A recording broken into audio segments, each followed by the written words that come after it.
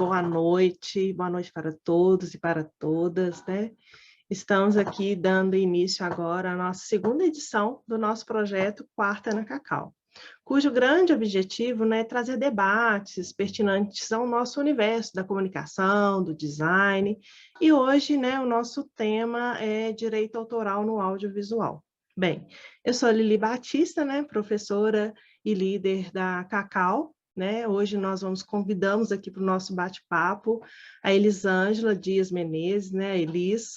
Ela é advogada, especialista em direito autoral, direito digital e propriedade industrial. Ela é jornalista, youtuber, mestre em direito privado, doutoranda em ciências jurídicos cíveis, professora de cursos de graduação e pós-graduação dos centros universitários UniBH e UNA, gestora de patentes, né, do Instituto Ânima, membro da Comissão de Economia Criativa da OAB-MG, perita judicial em direitos autorais, com registro na Associação dos Peritos Judiciais de Minas Gerais, a ASP-JUT. Seja muito bem-vinda, Elis. Fico muito feliz de recebê-la aqui, né? Quantas vezes nós já combinamos, né? Eles vão marcar um bate-papo na sala e sempre, né? Às vezes não dava tempo, não tinha como, e muito feliz em recebê-la. Só que antes da gente começar, eu queria só de lembrar, né, a todos os nossos alunos e alunas, né, da comunicação e do design, que a Cacau, né, gente, ela está sempre aberta para receber vocês, né, inclusive, né, o nosso portal, para quem não conhece, vai ter um link aqui abaixo, né, para vocês acessarem, né, o nosso formulário, pode mandar conteúdos, dicas, coisas assim, participar, gente, participar é legal, e conto com vocês aí, né, no nosso projeto Cacau, que tem muita coisa legal, Cacau é de vocês. Bem, então, dito isso, Elis, né, nós vamos dar início aqui ao nosso bate-papo. E aqui, galera, fica aí à vontade, né, de mandar para a gente aí perguntas, comentários, estamos aí. Bem, Elis, né, retomando aqui, um prazer enorme, né, em receber você, agora no formato virtual, né? E conta aí um pouco para a gente da sua trajetória, né? Nós nos conhecemos há um tempo atrás, na sala de aula, e, né, e seguimos aí. Fala um pouquinho para a gente, como que foi essa trajetória até chegar hoje, nos dias atuais. Muito bom, Lili. Então, em primeiro lugar, gostaria de agradecer aí a Cacau por essa oportunidade, né, de estar retornando a esta que também é a minha casa, que é o UniBH, e há muitos anos, né, no UniBH eu estou há 17 anos, então é uma vida de UniBH, com muito prazer, sou professora, né, do UniBH e da UNA também há esse tempo, então é muito bom retornar a essa casa e retornar ao curso de comunicação, né, nesse lugar de informação mesmo que a gente tem, porque é o meu curso de origem de docências desde sempre, tá? E aí, lembrando aí nas nossas conversas ainda lá no início, né, de muitos anos, somos charás, né? Ambas somos Sim, Elisângelas. já deu muita E confusão isso, né, Elis? muita, já deu muita, né?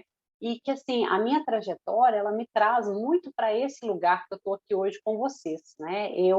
Antes de fazer direito, eu me formei em jornalismo, eu sou jornalista, sempre tive o sonho de ser jornalista, e atuei, né? E cheguei a atuar com TV, é uma mídia que eu gosto muito, então eu fui repórter por um tempo, fui apresentadora, eu gosto dessa linguagem audiovisual, e sempre gostei de estar aqui, na frente das câmeras, né? Sou a famosa Aparecida, né? E aí, e aí o que acontece? Na minha lide com o jornalismo, eu sentia muita falta do conhecimento jurídico, assim, eu fazia muitas pautas, muitas reportagens com o governo, no Palácio da Liberdade, na época que era a sede do governo estadual, na Câmara Municipal, na Assembleia Legislativa, e apesar de ser formada em jornalismo, né, eu era foca, estava ali no início da profissão, mas eu não entendia exatamente o que estava acontecendo ali, eu não tinha maldade de entrevistar, maldade no bom sentido, né, a expertise, a experiência de entrevistar aquelas autoridades, eu me sentia completamente insegura. E aí eu resolvi estudar direito para poder me dar uma formação melhor, para complementar minha formação como jornalista.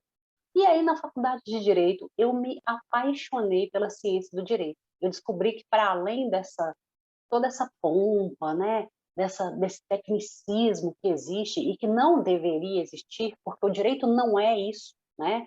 Para muito além disso, ele é uma ciência muito importante para o nosso dia a dia, com muitos conhecimentos de ordem prática, coisas que a gente utiliza, que agilizam a nossa vida, que tornam a gente mais seguro para fazer as coisas, que tornam a gente mais cidadão, fazem com que a gente consiga, sabe, de fato, exercer direito, porque cidadania é exercício de direitos. E a gente não consegue exercer direitos quando a gente não sabe que tem esses direitos. Né?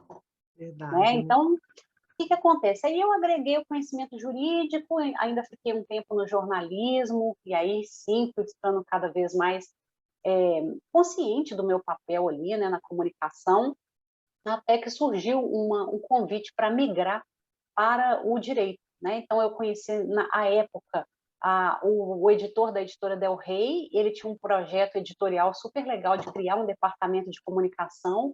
Fui para esse departamento de comunicação, gerenciar, criar, à época, esse departamento de comunicação para ele. Me tornei editora assistente dele. Então, me apaixonei pelo universo dos livros, porque convivi com todo esse processo editorial, né, da produção Uhum. editorial, na condição de editora assistente. E dali veio o convite para dar aula no UniBH, no curso, no então curso de produção editorial que havia no UniBH, Verdade. né? E uma disciplina que era uma disciplina de direito autoral.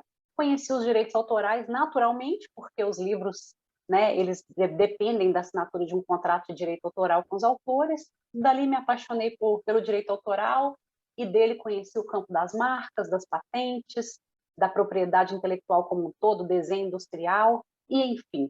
E comecei a me apaixonar por essa ideia de lecionar direito para outros cursos. Tá? E é por isso que eu digo que eu estou muito à vontade aqui agora, nesse momento.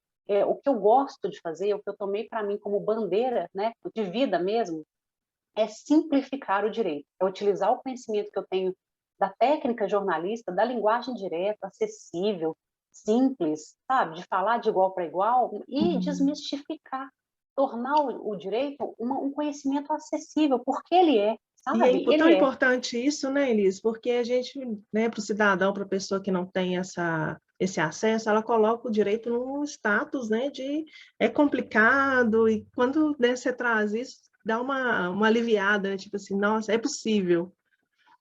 Exatamente, eu percebi isso, eu senti isso na pele para ver que era possível e comecei a ter nisso a minha grande fonte de realização, sabe? De missão de vida Uhum. mesmo, assim, de poder compartilhar isso com as pessoas, sabe? Trazer esse conhecimento jurídico de forma clara. E aí, desde então, eu tenho estado em salas de aulas dos mais diferentes cursos, assim, desde a engenharia, até curso na área de saúde, até todos os cursos na área de comunicação, eu já passei por eles em algum momento, cursos na área de gestão, porque os gestores precisam disso, né?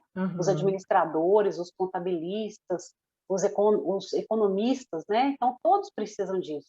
E gosto muito desse lugar. E é claro, né, tem uma preferência pela comunicação, porque foi meu curso de origem. Então, assim, muito legal o trabalho que vocês fazem na Cacau. Eu acho que é isso, um trabalho colaborativo em rede, como é a sociedade da informação hoje, como ela nos pede, né, que a gente haja, que a gente seja.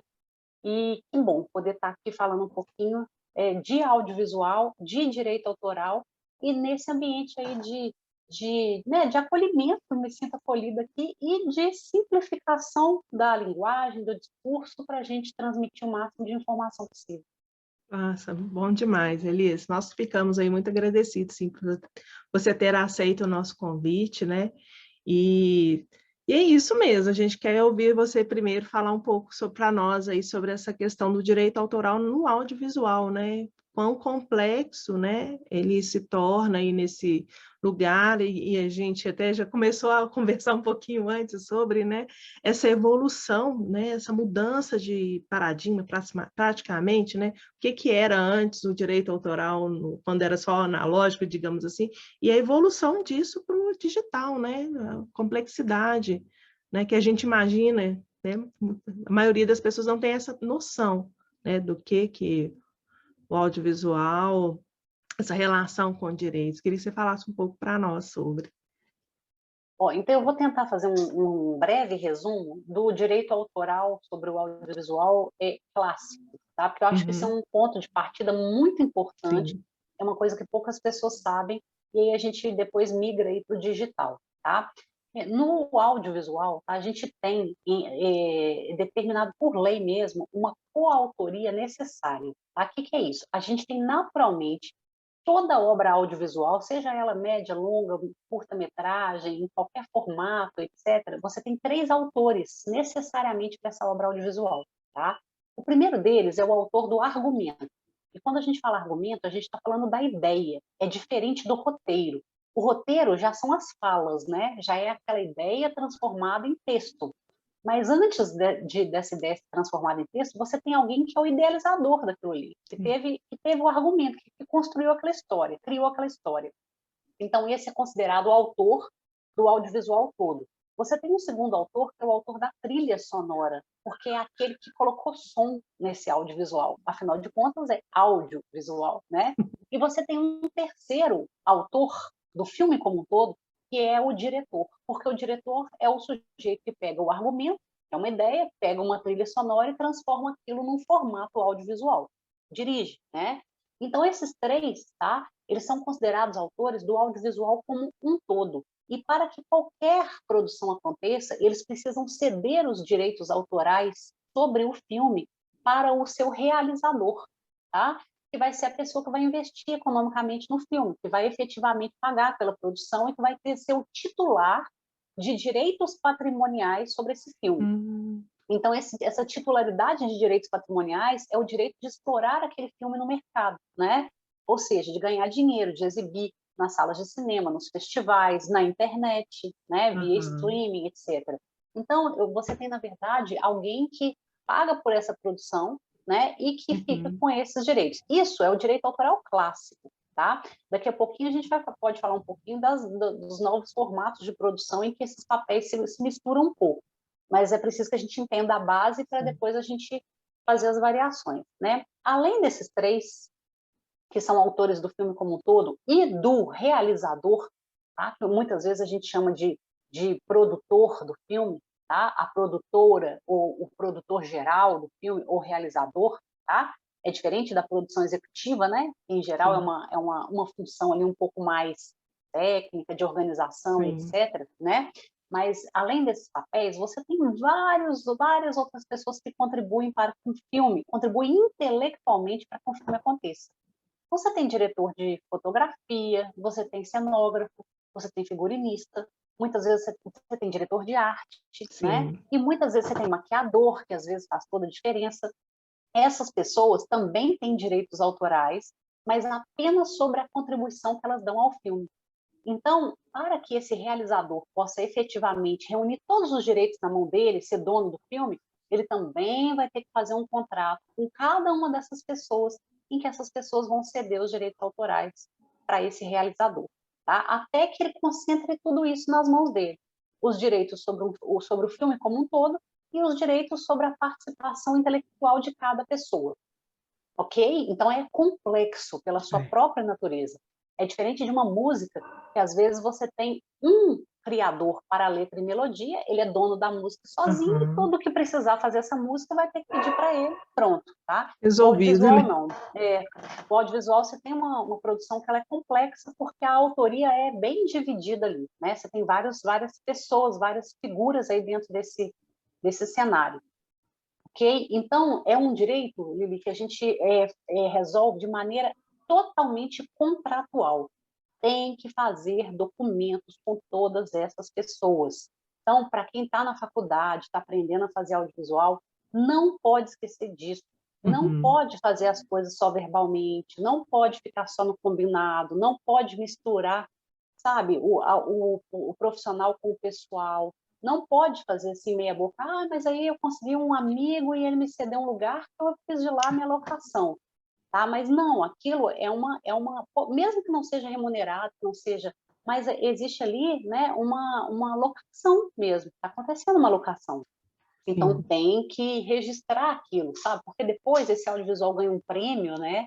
Ele se torna uma produção premiada, e aí essas pessoas que contribuíram ali, mas não sabem exatamente qual foi o papel de cada uma delas, ficam sem saber, né, como vão ser acreditadas, se vão, se não vão, se fazem parte, se merecem alguma coisa em troca daquilo que contribuíram ou não, né? Isso Então, pode assim, até gerar um processo, né, posteriormente, né? Se a pessoa gera, entender que ela foi lesada de alguma forma, sem né? dúvida que gera, tá?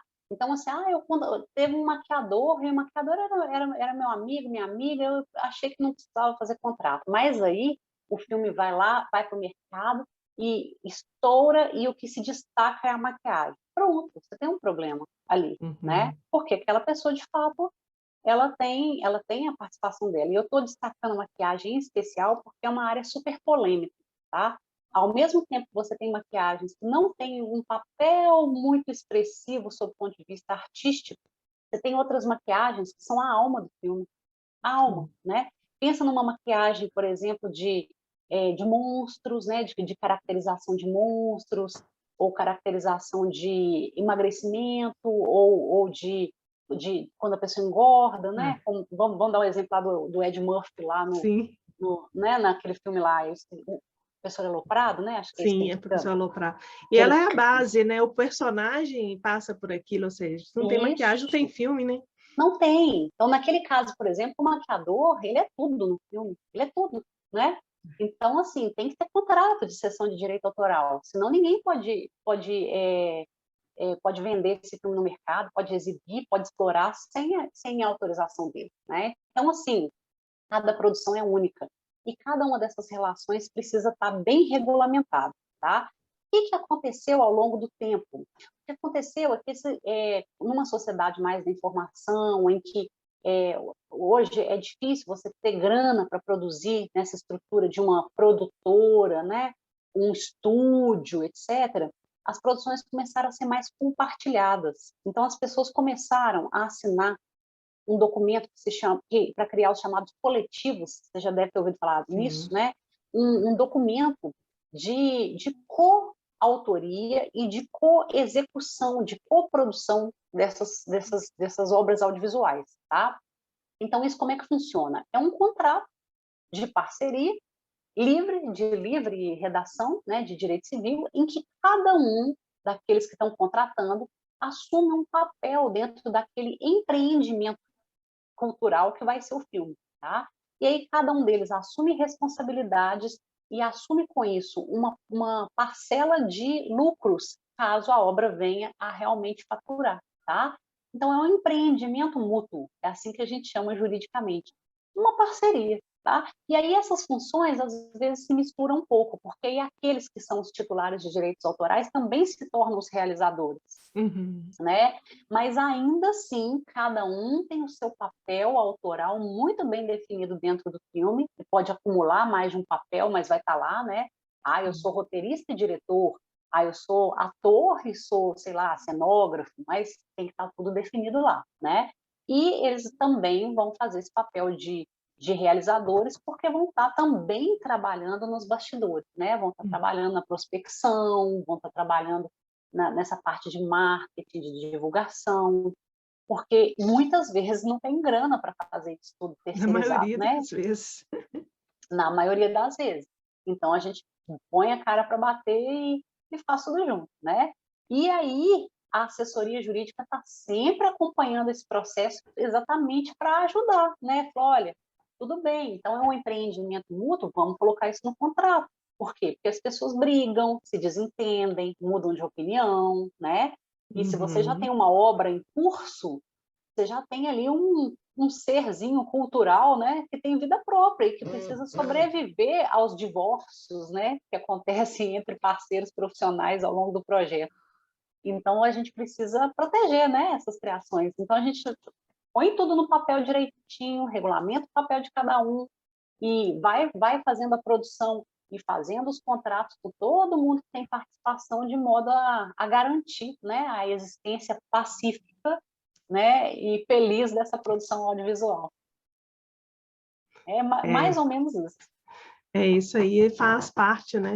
Se você não tiver ali uma organização, Às vezes, num trabalho acadêmico, sabe, Elisa, eu costumo destacar muito essa importância, né? Quando, tanto na parte, né, quando a gente trabalha com obras mais livres, né, que é, por exemplo, as disciplinas que fazem um curta-metragem, que é mais, né, focada ali numa criação mais liberada, e na publicidade, que eu acho que também o direito autoral na publicidade, ele é muito sério e importante, que um detalhe que escapa, você pode colocar a perder ali todo o trabalho, né, que você está fazendo ali do seu vídeo, né, da peça publicitária, né, dentro do audiovisual mesmo.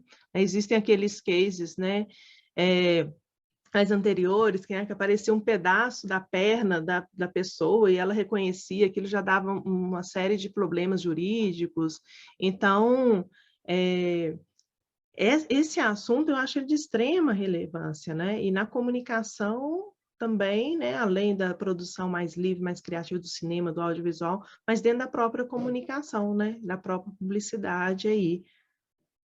Você colocou, você me lembrou aqui agora de uma pergunta que eu escuto muito frequentemente, que é: professora, mas eu estou produzindo essa obra é só para o âmbito da disciplina, eu preciso mesmo pegar licença de uso dessa música do artista famoso X, né, do autor famoso X que eu estou inserindo na minha obra, né?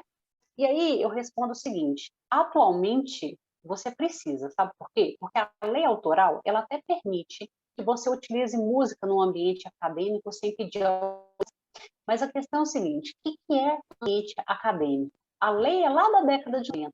Então, quando ela fala ambiente acadêmico, ela estava falando no âmbito restrito da sala de aula, ok? Uhum. Então, um professor te encomenda uma obra audiovisual como parte da conclusão de uma disciplina, você produz aquilo, apresenta para o professor e joga aquilo fora. E aí eu te pergunto, quem faz isso? Quem quer isso hoje em dia? Claro que não, a gente não produz nada para isso. A gente produz para ganhar o mundo, a gente quer escrever num festival, a gente quer que vá para um concurso, a gente quer, no mínimo, colocar para o público no YouTube, não é isso? E aí, Sim, cadê a sala de exatamente. aula? Aí não tem mais sala de aula. Não, Então, não tem. se está no YouTube ou em qualquer outra plataforma digital ou rede social, tem que estar tudo devidamente licenciado, tá? E te digo mais, mesmo que esteja no modo privado, eu já acompanhei ação judicial de gente que disponibilizou vídeo no modo privado, não estava aberto ao público no YouTube, e o Content ID do YouTube, que é uma coisa que a gente pode falar dele, é um robozinho que o YouTube tem, que rastreia direitos autorais sobre todas as obras semelhantes a de cada pessoa que está lá. O Content ID achou a lesão de direito autoral e obrigou aquele conteúdo a sair do ar sob pena de indenização, né? Nem estava no modo público, tá? Então, assim, nem colocar o filme no modo privado só para mostrar para o professor eu não vou poder se não tiver licença de uso das músicas, tá certo?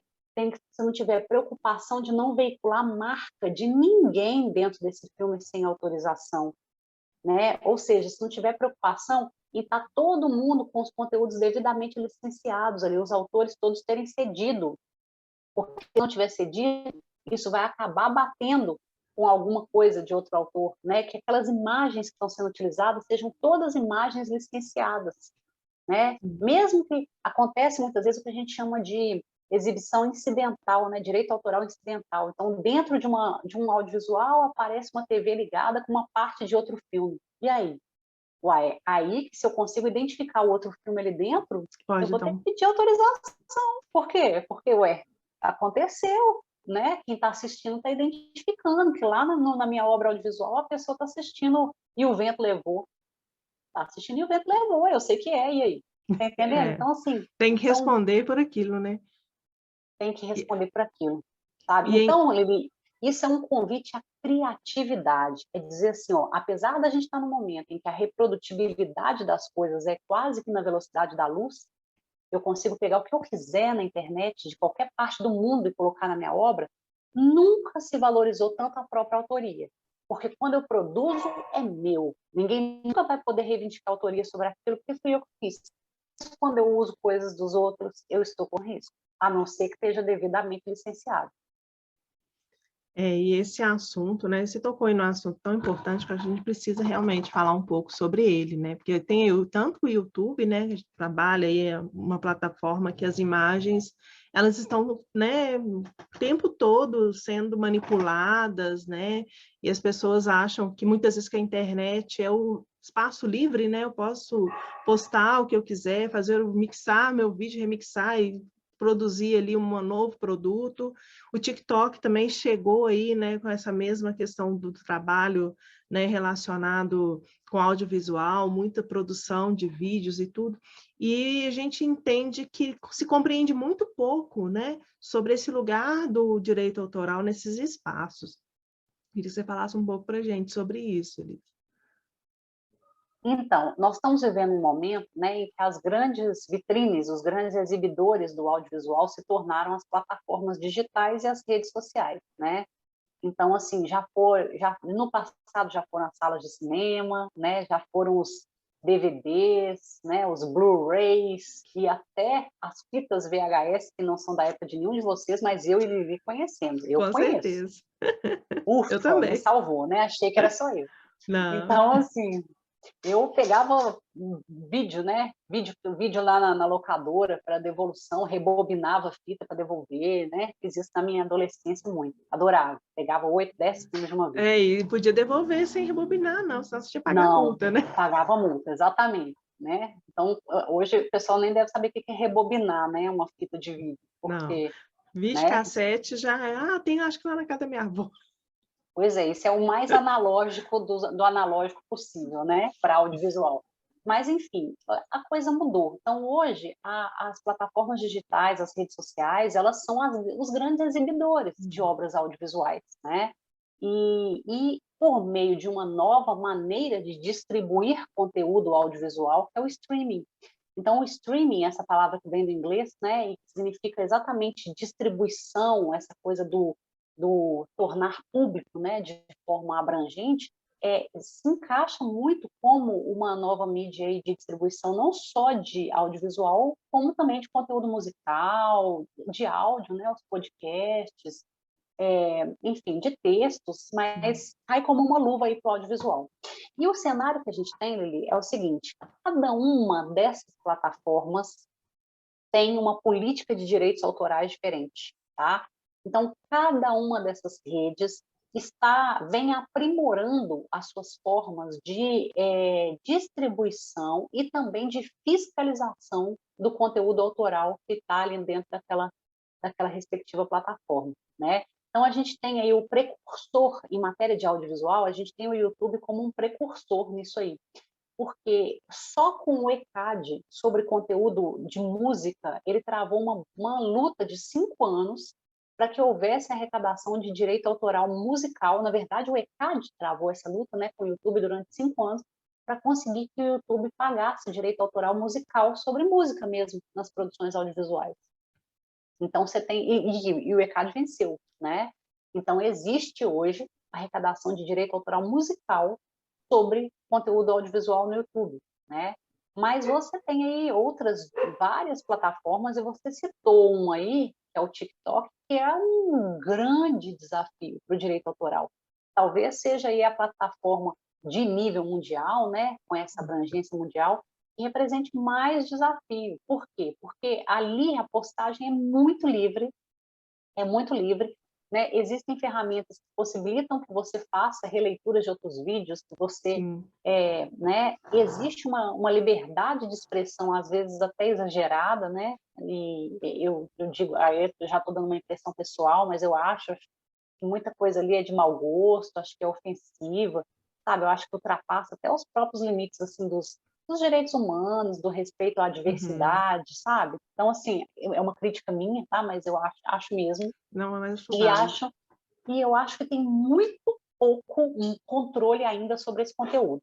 Mas estou para te dizer o seguinte, que isso é natural nesse movimento, nesse fenômeno de ascensão de uma plataforma digital ou rede social. É um fenômeno, né? Quando ele chega naquele auge, aí os problemas começam a acontecer judicialmente em todas as esferas, em vários países ao mesmo tempo, e aí a plataforma tem que rever a sua política de de privacidade, os seus termos de direitos autorais, de propriedade intelectual, porque começa a chover processo.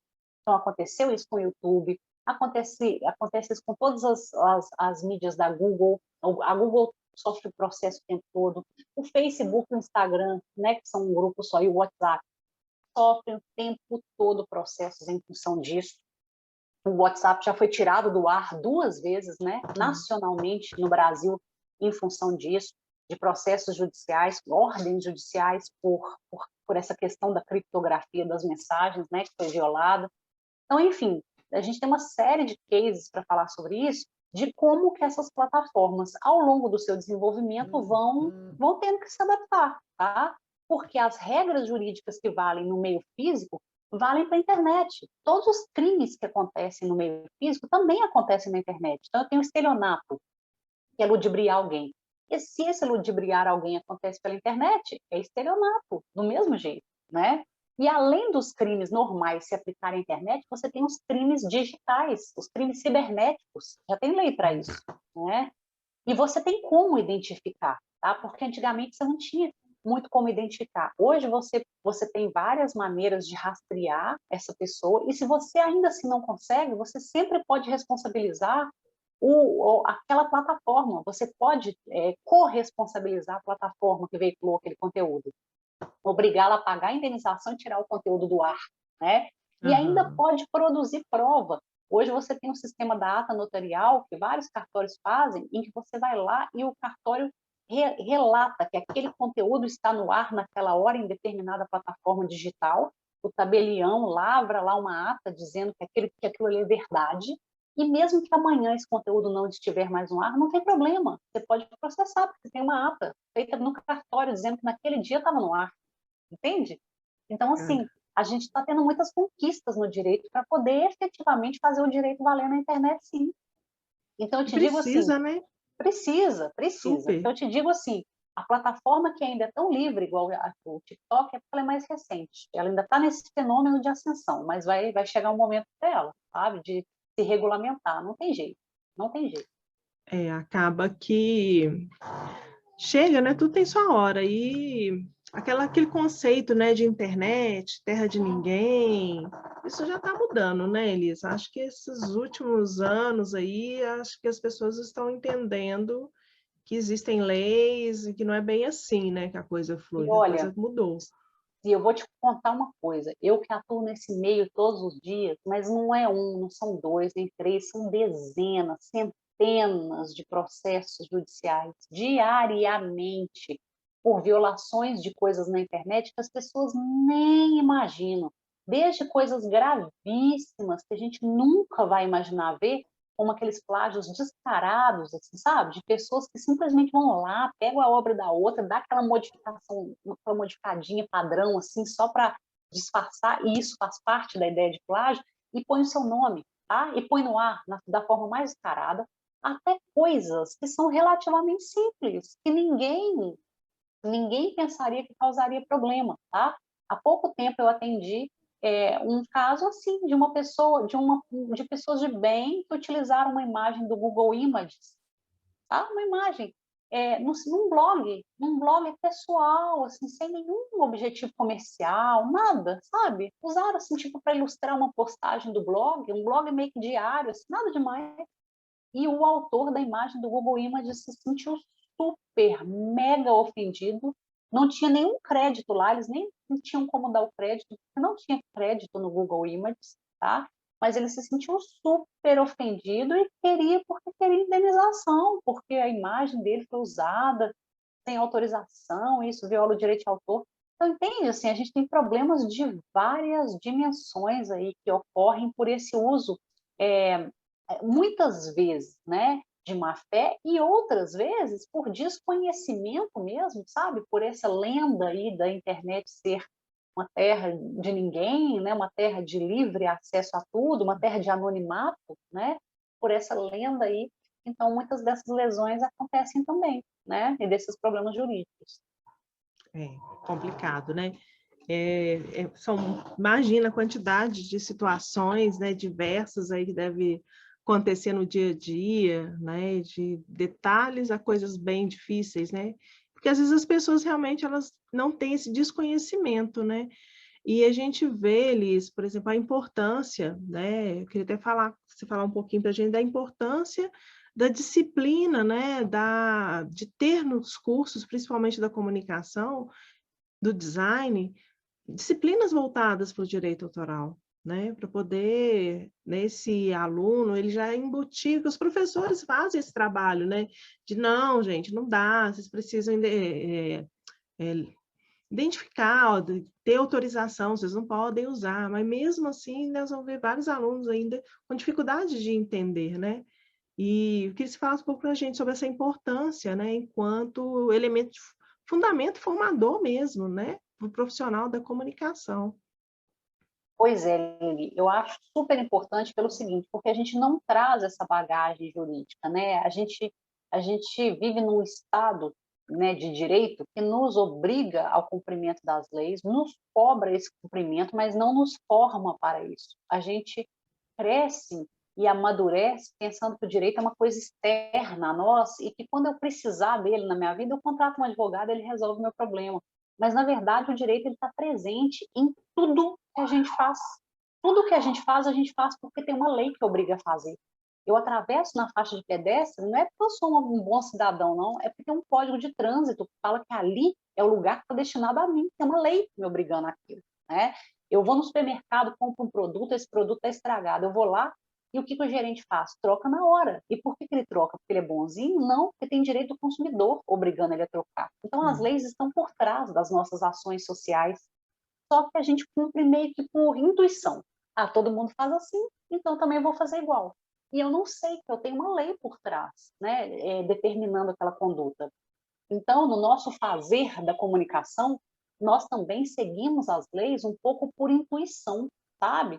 E até os professores, quando estão ali dizendo, olha, você tem que pedir autorização e tal, eles estão fazendo isso por intuição, né? Porque foi assim que aprenderam, porque é assim que a sociedade faz. Mas é preciso que a gente realmente seja protagonista disso, que a gente saiba quais leis estão por trás nos obrigando a essas condutas, até que ponto essas leis são aplicáveis ou não, né? Ou seja, a gente tem que trazer isso para o nosso cotidiano de uma maneira geral, tá? Todos os estudantes de todos os cursos. E eu entendo que na comunicação a situação é ainda mais importante e mais grave. Por quê? Porque estamos lidando, tá, com essa importante ferramenta de interação social protegida constitucionalmente, que é a comunicação, né? A comunicação, ela não é só, muitas vezes a gente fala da liberdade de expressão, né? Ela é muito amparada na liberdade de expressão, mas ela também, ela é um direito da população, é o direito à informação que está previsto na Constituição Federal. Então, nós somos operadores desse direito da sociedade, né? Direito da sociedade estar bem informada, de ter boa qualidade da informação, pode ser visual, pode ser sonora, pode ser jornalística, pode ser publicitária, né? Pode ser de design, mas isso é informação de comunicação, é ato de comunicação. Né? E a sociedade, então, tem direito a isso. Então, nós estamos exercendo esse papel constitucional sem sabê-lo, entendeu? Sem saber os nossos limites, sem saber exatamente como fazer, quais as leis que nos regulamentam, como é que a gente pode cumprir essas leis, o que é legal, o que não é, que tipo de penalidade que eu posso sofrer, né? Enfim, a gente vai fazendo meio que por intuição, né? E as faculdades, e aí eu digo de uma forma geral, não estou falando até do UniBH ou da UNA, não, até porque nos nossos cursos, né, a gente tem momentos para falar disso, mas assim, as faculdades, o ensino superior em geral, vai repetindo esse padrão que a escola vem trazendo para os seus alunos desde sempre, excluir o direito, né? Então, não tem direito na escola primária, não tem no segundo grau, e eu acabo não tendo na faculdade. Ou quando tem uma cadeira ali bem, né, uma disciplina, uma UC, uma cadeira bem pequenininha e pronto, resolve aqui, né? Então, assim, a gente precisa corrigir essa distorção, né? A gente precisa, e nós, profissionais do direito, da comunicação, nós podemos ser protagonistas disso, né? Podemos trazer o direito para dentro da nossa lide profissional, né? Do nosso dia a dia profissional. Isso mesmo. Elis, nós recebemos aqui uma pergunta do Ruas Júnior. Professora, quando o trabalho é uma análise de uma obra de outra pessoa, também precisa ter autorização do criador? Trabalho. Então, o que que é isso? Se for um trabalho acadêmico, não precisa não, tá? Então, os trabalhos acadêmicos, o que que nós estamos falando, chamando de trabalho acadêmico? Um artigo, uma tese, uma dissertação, uma monografia, um TCC, é isso que é trabalho acadêmico, tá? Você não precisa não. Ah, mas o meu trabalho é um projeto experimental que eu tenho que fazer uma obra audiovisual. Isso não é trabalho acadêmico, não. Então precisa de autorização de todo mundo, direitinho, tá? Ah, mas é uma homenagem, né? Ah, é uma homenagem, mas eu estou citando, né? Parte do texto, do argumento, da montagem, da, sei lá, eu estou usando elementos dessa obra audiovisual anterior. Então eu preciso da autorização, tá entendendo? Agora, se é só acadêmico mesmo, se é um texto crítico, reflexivo, né? Aí sim, aí não precisa não. Uma dúvida, sabe, Elis, que eu sempre recebo dos alunos, também no sentido, a ficção você precisa de autorização. Mas se eu estou fazendo um filme, né, um documentário, ou um filme mais, uma produção mais jornalística, eu não preciso de nenhum tipo de autorização?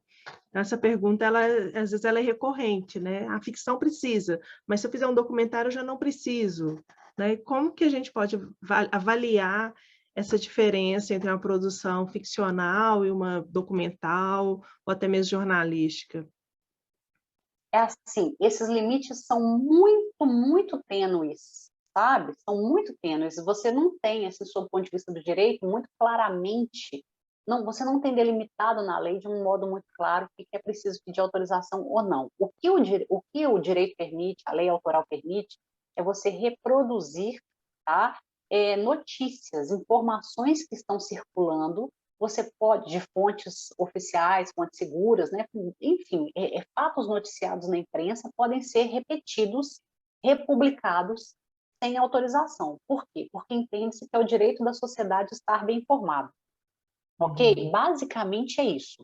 E aí, o que que se entende? Que o jornalismo, quando ele está fazendo o factual, quando realmente o repórter está na rua e fazendo aquela matéria de algo que acabou de acontecer, que realmente é novo, isso justificaria que ele não precisasse pedir autorização para ninguém, para nada, nem de imagem, nem de direito autoral, porque ali você tem efetivamente o direito da sociedade de estar bem informado, mais importante do que o direito individual de cada autor, a sua própria obra, tá? Mas, primeiro, nem sempre o jornalismo faz isso, ok? O jornalismo também faz matéria fria, produzida, que não tem nada de factual, e mesmo para esses casos, o jornalismo tem que pedir autorização. Significa dizer que o direito de informar não é absoluto, não. Tem limite, É. tá? Agora, com relação ao documentário, o documentário ele é um gênero híbrido, né? Ele é não ficcional, mas ele é uma obra absolutamente produzida, com antecedência, com planejamento, com roteiro. Então, não tem nada que justifique que você não peça autorização aos devidos titulares, né? Não tem justificativa para isso. Por quê? Você tem tempo hábil para isso. O jornalismo tem digamos assim, não é bem uma desculpa, mas a justificativa de que a bomba estourou, eu não posso pedir autorização para ninguém, eu tenho que pôr aquilo no ar, né? Mas o documentário não, entende? Então, assim, não está coberto por isso, não. Não tem nada na lei que autorize a fazer um documentário sem autorização.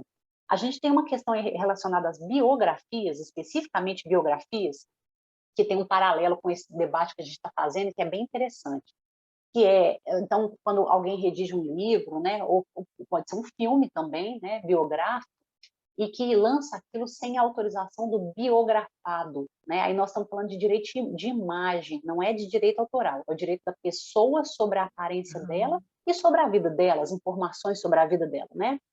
Então isso, até um tempo atrás, uns anos atrás, era considerado que tinha que pedir autorização ao biografado, porque essas biografias não autorizadas eram absolutamente abusivas, tá?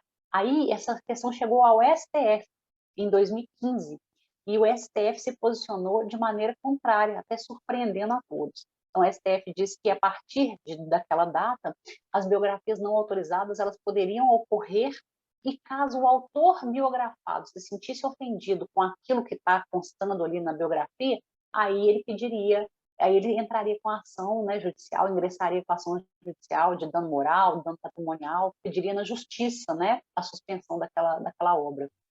Então, assim, ou seja, quem faz um documentário, vamos fazer o paralelo, e não pede autorização a ninguém, está correndo um risco muito grande de depois ter essa obra suspensa por alguém que se sente violado, né, seja na sua imagem ou porque a sua obra autoral está ali divulgada sem autorização, e de tirar de circulação esse documentário e ainda cobrar uma indenização. E aí, Lili, só uma coisa rapidinha é o seguinte, as pessoas pensam assim, mas eu sempre usei obra dos outros, nunca aconteceu nada comigo, né? Eu a vida inteira, tem anos, trabalho, e eu digo assim, que sorte, mas ninguém te garante que você vai ter essa sorte a vida inteira.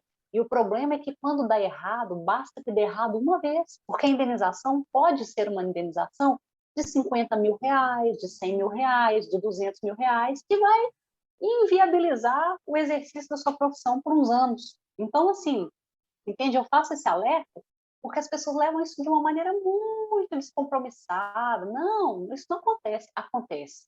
E quando acontece, é um desastre, entende? É um desastre.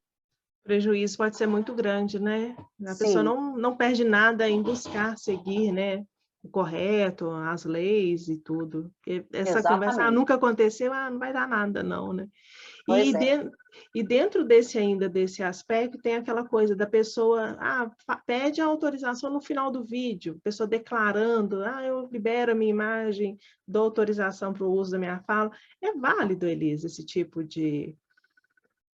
Essa também é uma pergunta recorrente, é legal. Isso. É válido, tá? É válido. Uhum. Por quê? Tanto o direito autoral quanto o direito de imagem, e aí só fazendo uma distinção simples e rápida, direito autoral é sobre Isso. obra, ok? Então, Ok. cinema, teatro, dança, pintura, escultura que eu tenha feito. Direito de imagem é sobre a minha aparência, a minha voz, né? Sobre a concepção, o conceito que as pessoas fazem sobre mim. Então, direito de imagem é sempre de uma pessoa física, tá? O direito autoral é uma obra, independente da pessoa física. Mas tanto um quanto o outro, tá? A lei fala que as autorizações têm que se dar de forma expressa. Só fala expressa, não necessariamente por escrito. Então, se eu tenho uma gravação de vídeo, até mesmo de áudio, tá? Em que está determinado o que eu estou autorizando, né? Por quanto tempo, que aquilo realmente é gratuito, isso tem valor sim, basta guardar essa gravação. Só não pode ser uma coisa muito genérica, do tipo assim, pode fazer o que você quiser com a minha imagem, porque isso não tem valor. Eu não posso dispor da minha imagem dessa maneira tão ampla, né? A minha imagem, ela me pertence, ela é parte do que eu sou. Então, eu tenho que dizer o que eu estou autorizando a fazer com a minha imagem, qual é a imagem que eu estou autorizando. É daquele vídeo que eu fiz, é daquela foto que eu tirei, né? O que vai poder fazer, por quanto tempo, que é gratuito ou que é pago, né? Eu tenho que colocar tudo isso nesse vídeo aí, tá? Mas é possível. Muito bom. Porque realmente é uma dúvida que as pessoas sempre têm, e é bom a gente esclarecer, né? Trazer aí para poder ficar bem claro. Sabe uma coisa que eu falo sobre isso? Isso é legal. Por exemplo, eu estou com meu celular e eu capto uma imagem sensacional, tá? Peguei um flagrante ali. Puxa, eu queria muito usar aquilo na minha produção audiovisual. O fato de eu ter captado a imagem não é lesivo aos direitos de ninguém, né? Vai ser lesivo se eu exibir sem autorização. Então, eu capto a imagem para não perder o momento. Depois, com o celular ligado, eu vou lá na pessoa e digo assim, olha, eu captei umas imagens suas que eu estou querendo usar num curta-metragem que eu estou fazendo, assim, assado e tal, não tenho grana para te pagar, então vai ser gratuito, vai circular na internet e nas redes sociais por tempo indeterminado, tá tranquilo para você? Sim, tá tranquilo, então. Beleza, tá resolvido o problema. Não tá tranquilo, porque eu tô aqui matando aula, né? Fugindo do meu trabalho, traindo o meu cônjuge. Então, você deleta aquela imagem, esquece aquela pessoa e parte, segue a vida. Segue a vida, senão vai dar problema lá na frente. Exatamente, já sabe que vai dar problema, né? Oi, Elisa, o professor Delcio, ele faz a seguinte pergunta. Hoje os alunos do Vida e Carreira, né, me questionaram se eles estariam resguardados na divulgação das ideias que criaram dos projetos deles, que serão divulgados em vídeos. Né, eles precisam fazer, né, o pitch, né, e vai ser divulgado nas plataformas institucionais da escola, né? Você conhece o projeto, né? E a divulgação dos vídeos já seria uma forma de registro da propriedade intelectual dos projetos em questão? É isso mesmo, Delcio. As nossas conversas de corredores e salas dos professores te ensinaram direitinho, né? O direito autoral ele tem uma característica muito interessante com relação ao registro. Não tem um órgão oficial e nem um registro oficial que me torne autor. Ainda bem, né? Porque quem que poderia delimitar o que é autêntico, o que é falso? Não tem, tá? Então, o importante em matéria de direito autoral é eu produzir uma prova com uma data, porque vai ser considerado autor aquele que há mais tempo tem como sua a obra, tá? Se eu criei hoje e tem uma prova de que eu criei hoje, tudo que for usado após a data de hoje vai ser cópia, né? E se eu estou mentindo e a obra não é minha, então alguém vai ter uma prova de uso anterior dessa obra, tá? Então, no momento em que o aluno cria um projeto e disponibiliza o projeto nas plataformas digitais, ele está produzindo uma prova, e uma prova robusta. Por quê? Porque ele pôs o nome dele do vídeo naquela, ou do áudio, ou do texto, do que quer que seja, naquela determinada data, né? E eu recomendo até dar para fazer um print, faz um print dessa tela, né? Guarda esse print, porque é uma prova de que naquela data aquele conteúdo estava no ar e atribuído àquela determinada pessoa. Pronto, é o suficiente para o direito autoral, tá? É aquela ideia de, né, por exemplo, escrever um roteiro, eu mando pelo correio para mim mesmo e guardo, já também Muitas configura. pessoas fazem isso, tá? E é possível. Por quê? Porque quando você manda, chega na sua casa com um carimbo do correio, que tem uma data, que é o que te interessa. Só que aí você tem que guardar esse envelope e não abri-lo de jeito nenhum, porque se você viola o conteúdo do envelope, a data já não serve mais nada, a data está só no envelope, né? Então não Uhum. pode abrir esse envelope nunca. E é isso também que a Biblioteca Nacional faz, né? Continua fazendo, é válido. Ela só não tem essa autoridade de dizer o que é autoral ou não, como muita gente pensa, tá? Mas ela também produz lá uma catalogação da sua obra e te dá um registro com data, tá? E hoje você tem o blockchain, que são os registros usados lá para as bitcoins, as moedas criptografadas, né, as moedas digitais aí. Você tem um sistema que se chama blockchain, em que você consegue entrar em alguns sites na internet dos chamados mineradores da blockchain, de pessoas que fazem registro nessa grande cadeia de dados que é do blockchain, do seu conteúdo autoral. Você tem várias startups hoje que oferecem esse serviço. Você vai lá na internet, registra qualquer formato de arquivo, qualquer um, de vídeo, de áudio, de texto, PDF, o que você quiser. Você vai lá, pega o seu arquivinho, coloca lá no site do blockchain, nem precisa fazer o upload, porque esse arquivo vai ser criptografado, ele não vai ser aberto, ninguém vai ter acesso a ele. Ele vai entrar na cadeia de blocos lá na internet que compõe a chamada blockchain. Isso aí dá uma outra live, a gente pode falar sobre isso depois, isso é meio complexo de explicar assim tão rápido, mas basicamente é uma cadeia de dados que fica circulando na internet continuamente, tá? E você tem ali uma hash, que é o número de registro correspondente àquele seu arquivo. Então, é um jeito que você tem, com data. Então, você tem ali um registro autoral simples, que você pode fazer sozinho na internet, rapidinho, baratinho. Tem um Que site que eu uso legal, muito, que cobra R$ 24 por registro, tá? Então, você tem aquilo ali e pronto, já protegeu sua obra, tá? Então, que assim, legal. vantagens da tecnologia, né? Exatamente, né? Evolução é tudo. É A tudo. A Angélica está perguntando aqui, até que ponto você poderia modificar um conteúdo já existente e torná-lo seu? E ponto zero, não pode, tá? A não ser que este conteúdo tenha 70 anos da morte do autor dele, que aí ele está em domínio público. Aí você pode modificar à vontade. Assim mesmo, você tem que acreditar. Dizer assim, obra modificada a partir da obra original de fulano de tal. Fora isso, gente, não pode. Eu não posso modificar nada de ninguém e usar como meu, a não ser mediante autorização expressa dessa pessoa. Ou por escrito, ou gravado em vídeo, áudio, etc. Ela até dá um exemplo aqui, tipo o quadro do Champ, mas no audiovisual. Zero, não pode, tá? Não pode. Ah, eu Angélica, não quero. pode não. Pode não. Tá? Ah, mas então por que eu tenho Romeu e Julieta de Shakespeare? Ah, que legal. Esse eu posso fazer o que eu quiser, né? Porque já tem muito mais que 70 anos da morte de Shakespeare. Mas assim mesmo, eu posso pegar o texto de Romeu e Julieta e dizer lá no final dele que fui eu que escrevi? Não posso, né? Aí, se eu quiser fazer uma versão de Romeu e Julieta em que eu vou contar aquela história com outros nomes de personagens, eu posso? Posso, mas eu vou colocar lá, adaptado da obra original de Shakespeare, Romeu e Julieta. Aí eu posso. Porque o que vence com o domínio público, né, que são os chamados, são 70 anos da morte do autor, não é a autoria. O que vence é o direito de cobrar ou não pelo uso, de proibir ou autorizar. O autor, os herdeiros do autor, né? O autor já morreu, coitado, 70 anos, né? Mas os herdeiros perdem o direito de autorizar ou proibir o uso das obras e cobrar por isso. Mas as obras continuam sendo de Shakespeare, pode passar milhões de anos da morte dele. Então, o nome continua sendo mencionado. Muito bom. Outra pergunta aqui do Ruas Júnior. Um projeto que eu posto no YouTube, fazendo uma análise pessoal da estratégia de lançamento de uma campanha publicitária de outra pessoa, entraria no uso indevido de direito intelectual?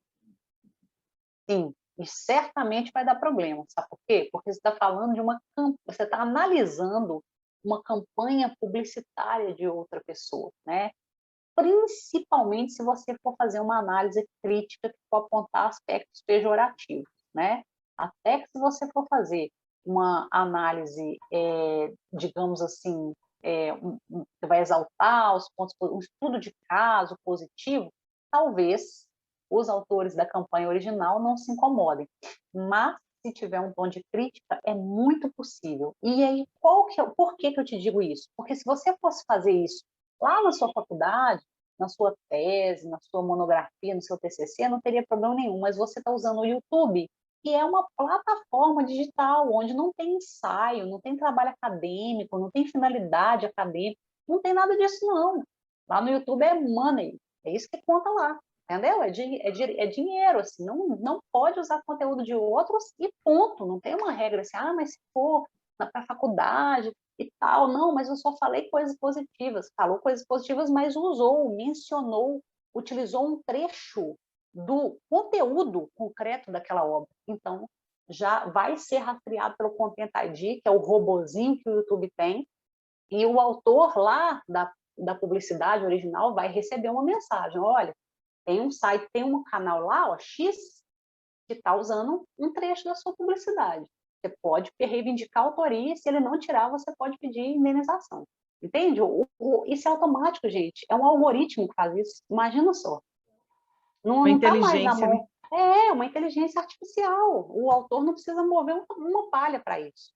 E o bom é que isso acontece para lá e acontece para aqui também, né? O conteúdo que qualquer um de nós postar no YouTube também está protegido por essa tecnologia, né? Que é muito interessante. Inclusive, né, Alice, você lançou um livro, né, recentemente sobre direito autoral. Você vai falar um pouquinho para a gente, né, sobre o seu trabalho, sobre essa obra. Estou super Sim, afim de ler, então, juro, com certeza, eu vou reservar ali para fazer a leitura. Porque final de semestre, já viu, né? A gente entra naquele embalo. Mas fala um pouquinho para a gente. coisa boa, isso mesmo. Quero ver lá na sua biblioteca.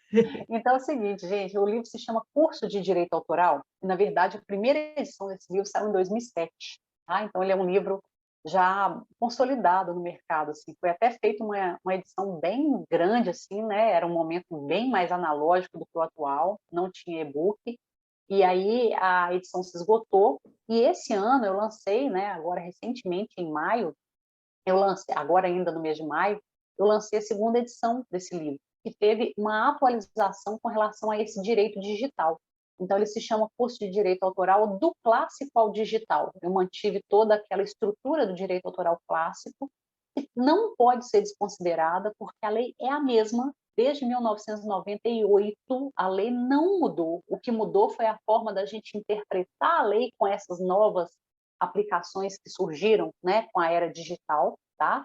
Então, ou seja, a base é a mesma e precisa ser compreendida, mas a obra foi toda atualizada com essas questões, com algumas e outras mais questões que a gente levantou, como, por exemplo, blockchain, como inteligência artificial, como o Content ID do YouTube e várias outras temáticas relacionados a direito autoral aí nas plataformas digitais, o próprio streaming, eu falo um pouquinho dele lá, como ele funciona, o que ele é, né? Compartilhamento peer-to-peer, né? Que vocês da comunicação, nós da comunicação sabemos, né? Faz parte do nossa trajetória aí, mas vale a gente fazer essa aplicação para o direito. enfim, e várias outras questões. Então, assim, e o legal é que eu fiz essa obra mesmo pensando no destinatário da lei, pensando no estudante, no profissional da cultura, no empreendedor cultural, em quem lida mesmo com essas obras autorais. Então, no final dos capítulos, que são bem independentes entre si, dá para você ir lá naquele capítulo que naquela hora resolve o seu problema, no final tem quadros esquemáticos, com o resumo daquele capítulo. Então, você consegue localizar, você consegue ler o livro fora de ordem, né? E consegue localizar lá no final do capítulo, que tem o título que te interessa, você consegue ver o que vai ter naquele capítulo, para ver no que ele te atende. Então, já fiz isso pensando mesmo nessa lógica aí do produtor cultural, que às vezes tem pouco tempo, né? Que precisa achar ali uma fonte para resolver pontualmente o problema dele. E tem dado certo, né? Então, eu queria convidar vocês para conhecer, né? E hoje, na segunda edição, a gente tem o e-book também. Para quem gosta já tá habituado ao livro digital, o e-book está na Amazon, né? Eu tenho um exemplar físico aqui, ó. Ele é esse dessa capinha azul aqui, tá? Tá dando a luz está dando um reflexozinho ali, mas ó, capinha azul, curso de direito autoral. E então tem o livro físico, que está nas livrarias aí, principalmente na livraria Del Rey, que é a editora Del Rey, e tem o e-book aí na Amazon. É É isso aí. importante, viu? É uma leitura, acho que obrigatória, né? E eu acho que é mais que uma leitura, é um livro de consulta, né? Porque naquele momento ali que você está passando pela situação, né, que você quer entender um pouco mais sobre aquela questão, você ter onde se referenciar, onde buscar ali um guia, né, uma orientação. Isso é muito importante mesmo, porque nessa área que a gente envolve a criação, né, ela é muito ampla, né, Elias? E a Muito. gente muitas vezes acha que está criando, né? E às vezes, no fundo, algo que se assusta, você está replicando algo, né, que já foi feito e torna-se até perigoso, né? É Porque fato. Tem toda essa discussão de plágio lá no meu livro, que é super interessante. Isso também daria uma outra live, assim. O plágio é uma figura ímpar dentro do direito autoral, sabe? Com muitas nuances, assim. E um outro convite que eu queria fazer é que, assim, essa minha missão de estar sempre simplificando o direito, trazendo esse conhecimento, me levou muito para esse meio digital. Então, hoje, eu converti a minha vocação para a TV para o YouTube. Então, eu sou youtuber hoje também. Eu tenho o meu canal no YouTube, né? E tenho uma atuação muito forte no Instagram também. Então, assim, quem quiser saber mais, não só sobre direito autoral e audiovisual, mas sobre outras questões relacionadas à comunicação e à cultura, pode acompanhar lá, né? No YouTube eu tô lá como Elisa ADV, é facinho, Elis ADV, tudo junto. Só procurar por Elisa ADV no YouTube, vocês vão achar meu canal. E no Instagram é elis.adv.br. Então, acho que educação jurídica é assim, a gente vai pensando aqui uma coisinha, outra ali, assiste um vídeo, lê um pedacinho do livro, né? Procure em outras fontes também, claro, né? E participa de um debate, deixa um comentário, troca uma ideia, a gente vai refinando a nossa comunicação e nos formando juridicamente. exatamente. Nossa, Elisa, acho que sim, tem que te agradecer mesmo, né? A gente está chegando aqui já no nosso finalzinho, acho que eu já até estourei o tempo aqui, né? Não sei se não tem ninguém me chamando a atenção, olha o tempo. Mas eu queria muito agradecer mesmo, né? Pela oportunidade, né? Pela essa troca aqui, essas informações super preciosas que você trouxe hoje para nós, né? Espero que o pessoal tenha aproveitado aí bastante. E agradecer em nome da Cacau, né? Então, nós temos, né, esse espaço, né, a quarta na Cacau, toda primeira quarta-feira do mês, né? E a ideia é essa, trazer conhecimento, né, assuntos que sejam relevantes para o espaço acadêmico, para os cursos de comunicação. E agradeço muito, muito, né, a sua ter aceitado o nosso convite e a sua generosidade, né, de compartilhar o seu conhecimento aqui conosco. Sensacional, Lili, sou eu que agradeço e agradeço duplamente, porque hoje eu também estou na condição de consultora de propriedade intelectual do Grupo Ânima, né, que hoje atua com o UniBH, a UNA, etc. Então, assim, é muito bom estar nesse lugar, não só da docência, mas como uma profissional de mercado que também pode trazer exemplos práticos, sabe? Pode compartilhar o que eu vivo todo dia no escritório. Então, muito legal. Contem comigo sempre. Estou e estarei sempre às ordens. Ok, muito obrigada, então. Obrigada a todos e a todas presentes aí, né, que estão nos acompanhando, e muito obrigada, né, gratidão aí pela noite. Foi ótimo, Elis, muito obrigada. Foi ótimo. Boa noite, pessoal. Boa Até mais. noite. Até mais.